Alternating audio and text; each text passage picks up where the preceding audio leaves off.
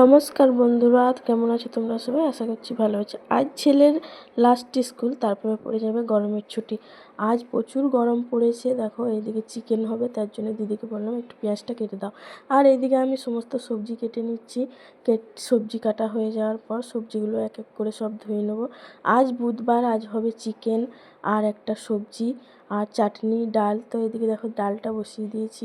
ডালের মধ্যে অনেক ফেনা, এই ফেনাগুলো উঠিয়ে ফেলে দেবো, তাহলে ডালটা বেশ ভালো পরিষ্কার হবে।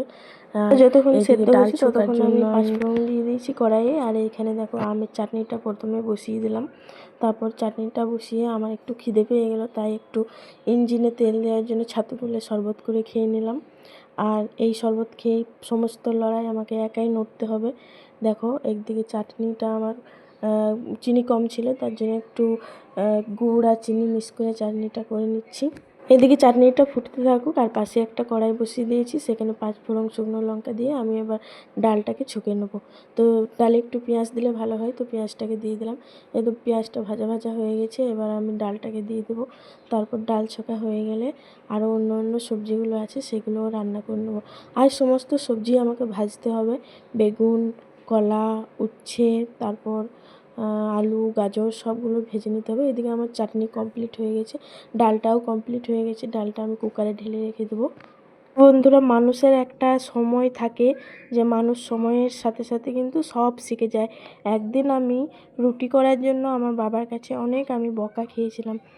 বুঝতে পারিনি আমি কোনো দিনও যে আমি আজকে এত ভালো রান্না করতে পারবো, আমি একটা সংসারকে এত ভালোভাবে সামালতে পারবো। আজ আমি একা হাতে কত ভালো রান্না শিখে গেছি। আমার রান্না খেয়ে কত লোক কত প্রশংসা করে, তখন আমার গর্বে বুকটা ভরে যায়। সময়ের সাথে সব শিখে গেছি আমি। আজ আমি নিজের রান্না করে কত ভালো নাম পাই, সবাই ভালো বলে আমার খাবার খেয়ে। তো দেখো এখানে আমার বেগুনগুলো ভাজতে দিয়ে দিয়েছি আর কলা ভাজছি এখানে।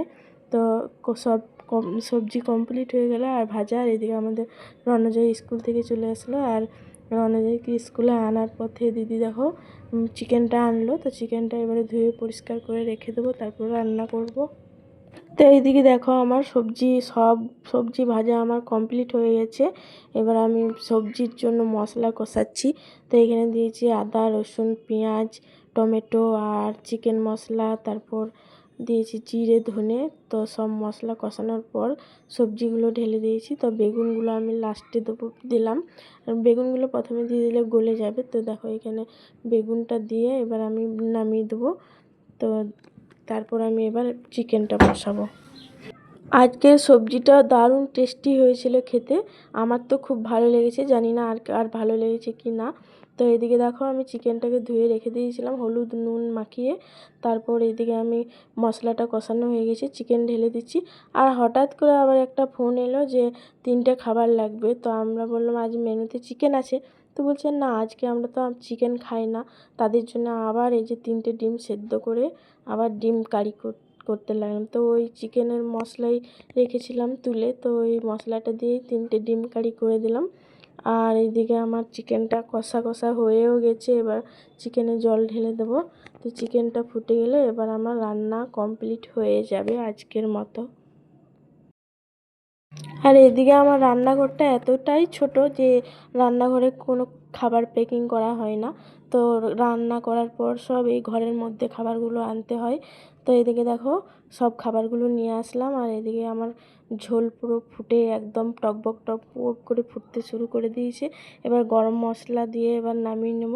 তা আজকের ভিডিওটা ছিল এই পর্যন্তই। যদি ভালো লেগে থাকে লাইক, কমেন্ট, সাবস্ক্রাইব অবশ্যই করো। দেখা হচ্ছে আর এক নতুন ভিডিওর সাথে, ততক্ষণ টাটা।